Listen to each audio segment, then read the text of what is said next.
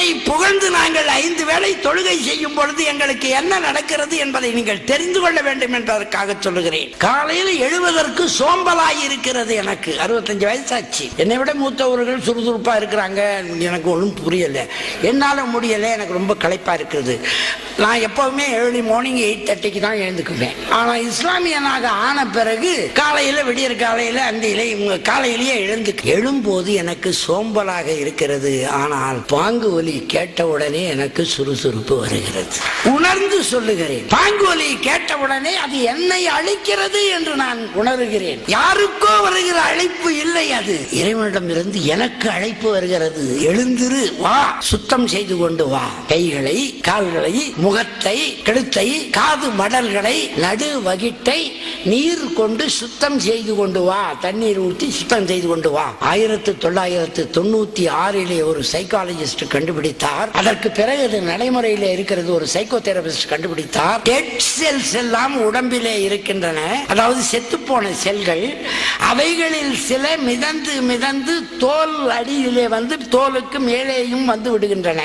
அந்த செல்கள் கழுவப்படாமல் விடப்பட்டால் மறுபடியும் காற்றின் காரணமாக அவைகள், அந்த டெட் செல்ஸ், செத்த செல்கள் வெளியே வந்து மறுபடியும் தூசுப்பட்டு மறுபடியும் உள்ளே போய்விட்டால் இரத்த ஓட்டத்தில் கலந்து மூளையின் சில பகுதிகளிலே போய் கெமிக்கல் இம்பேலன்ஸ் என்கிற ஒரு தவறான ஒரு நிலையை அது உண்டாக்கிவிடும். அந்த கெமிக்கல் இம்பேலன்ஸ் வந்து விடுகிறவர்கள் நினைத்ததையே நினைப்பார்கள், பேசியதையே பேசுவார்கள், கழுவுனதையே கழுவுவாங்க, முழுவதையே முழுவாங்க, எப்ப பார்த்தாலும் விரக்தியா பார்த்துக்கிட்டு இருப்பாங்க.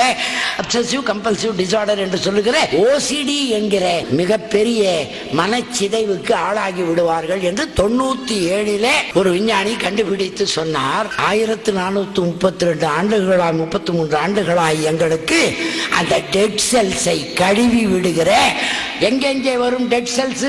சட்டை போட்டிருப்பதனாலே இதுவரைக்கும் வரும், சட்டை இல்லாம இருந்தா இதுவரைக்கும் வரும். அந்த இடத்தை நாங்கள் நீர் விட்டு கழுவுகிறோம், முகத்தை கழுவுகிறோம், காது மடல்களிலே வரும் அந்த டெட் செல்ஸ் அதையும் கழுவுகிறோம், நடு வகிட்டில் வரும் கழுவுகிறோம், கால்களையும் கழுவுகிறோம். இதை ஏன் கழுவுறோம்னு 97 கண்டுபிடிச்சதுனால கழுவல, இறைவன் செய்ய சொன்னான், நபிகள் செய்து காட்டினார் என்பதனாலே செய்து கொண்டிருக்கிறோம். ஆக சுத்தப்படுத்தி கொண்ட பிறகு நாங்கள் தொழுகை நடத்துகிற இடத்திற்கு போய் என்ன செய்கிறோம்? அவங்கிட்ட இருந்து என்ன காப்பாத்தி இறைவான்னு கேட்கிறோம். எவங்கிட்ட?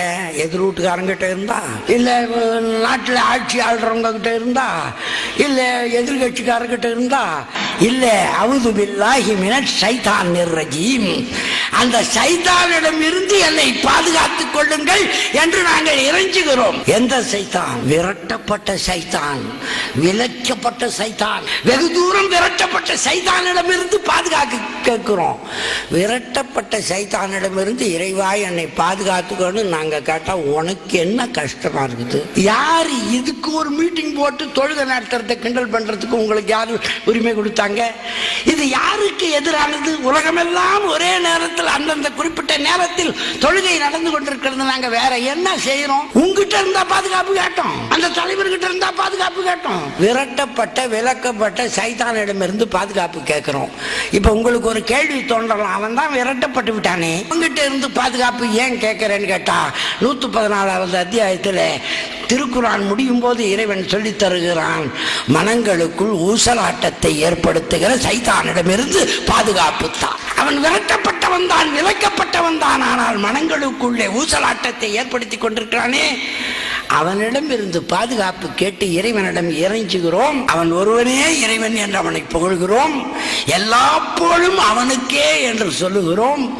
அவனுக்கு இணை இல்லை, துணை இல்லை, எல்லாவற்றையும் படைத்து காத்து ரட்சிப்பவன் அவன் ஒருவனே என்று சொல்லுகிறோம். மறுமை நாளின் அதிபதியே என்று அவனை மனங்குளிர அழைத்து அவனிடத்தில் இறைஞ்சுதல் வேண்டுதல் செய்கிறோம். அடுத்தது, அந்த வழியிலே எங்களை விட்டுடாதப்பா, உன் கோபத்திற்கு ஆளானவர்கள் வழியிலே எங்களை செலுத்தி விடாதே, உன் ஓப்புக்கு ஆளான நேர் வழியில் சென்றவர்கள் வழியிலே எங்களை நடத்து என்று நாங்கள் வேண்டிக் கொள்கிறோம். இதில் யாருக்கு எந்த தீமை வந்து விடுகிறது? சகோதரர்கள், இஸ்லாமியர் அல்லாத சகோதரர்கள் நினைத்து பாருங்கள்.